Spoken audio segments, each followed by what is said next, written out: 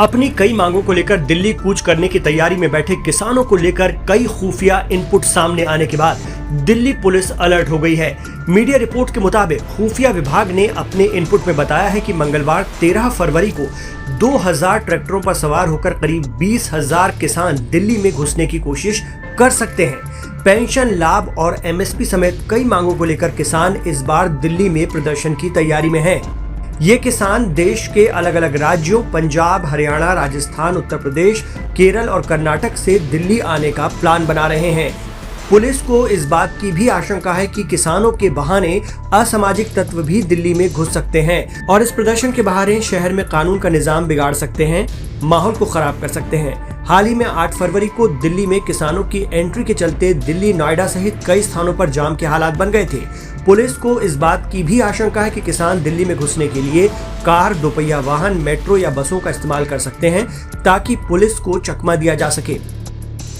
आशंका है कि दिल्ली में घुसने के बाद किसान प्रधानमंत्री नरेंद्र मोदी के आवास के बाहर प्रदर्शन कर सकते हैं। इसके अलावा किसान मंत्रियों और कई भाजपा नेताओं समेत दूसरे अन्य वीआईपी के आवास के बाहर भी प्रदर्शन कर सकते हैं। इतना ही नहीं, आशंका ये भी है कि महिलाएं और बच्चे भी इस प्रदर्शन में शामिल हो सकते हैं।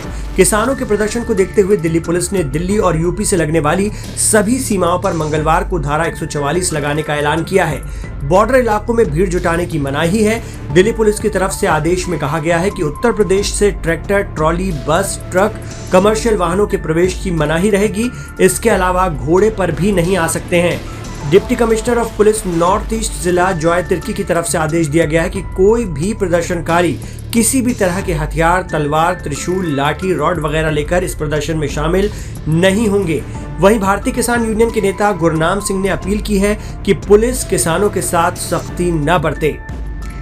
देखिए, सरकार जो है वो तो हमेशा ही तैयारी करती है। पिछले बार भी बहुत सी तैयारियां की थी उन्होंने।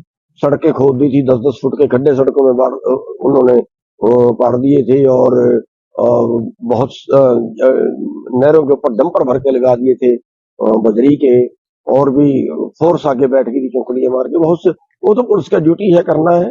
लेकिन मैं सरकार से, फोर्सों से मैं ये अनुरोध करूंगा कि वो ऐसी कोई सख्ताई ना बरते जिससे किसानों का नुकसान हो।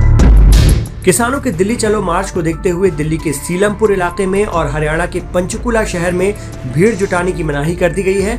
आपको याद दिला दें कि साल 2021 में 26 जनवरी के दिन किसानों और दिल्ली में पुलिस के बीच संघर्ष की तस्वीरें सामने आई थी। दिल्ली में एक बार फिर वैसा ही माहौल न बने, इसके लिए दिल्ली पुलिस खास तैयारी कर रही है।